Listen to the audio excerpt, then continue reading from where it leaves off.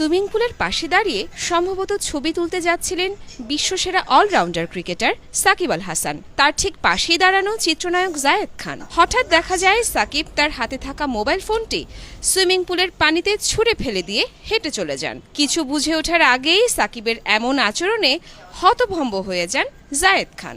ইন্টারনেটে ছড়িয়ে পড়া কয়েক সেকেন্ডের এই ভিডিও ক্লিপে দেখা গেছে এমনই দৃশ্য। ভিডিওটি দেখে ধারণা করা হচ্ছে পানিতে ছুঁড়ে ফেলা ফোনটি জায়েদ খানের। ধারণা করা হচ্ছে তাদের মাঝে কোনো ভুল বুঝাবুঝির ঘটনা ঘটে থাকতে পারে, সে কারণেই হয়তো জায়েদ খানের উপর বেজায় চটেছেন সাকিব আল হাসান। শেষমেশ মেজাজ নিয়ন্ত্রণে রাখতে না পেরে হাতে থাকা ফোনটি পানিতে ছুঁড়ে মারেন। ভিডিওটি ঠিক কোন জায়গায় ধারণ করা হয়েছে তা নিশ্চিত হওয়া যায়নি, তবে ভিডিওটির বিশ্লেষণে অনুমান করা যায় সেটি কোনো রিসোর্ট বা হোটেলের সুইমিং পুল হতে পারে। লোকমুখে শোনা যাচ্ছে ব্যক্তিগত কাজে গিয়ে সেখানে সাকিবের সাথে জায়েদ খানের দেখা হয়, তখন একে অপরের সাথে কুশল বিনিময়ের মাঝেই এই অনাকাঙ্ক্ষিত ঘটনাটি ঘটে যায়।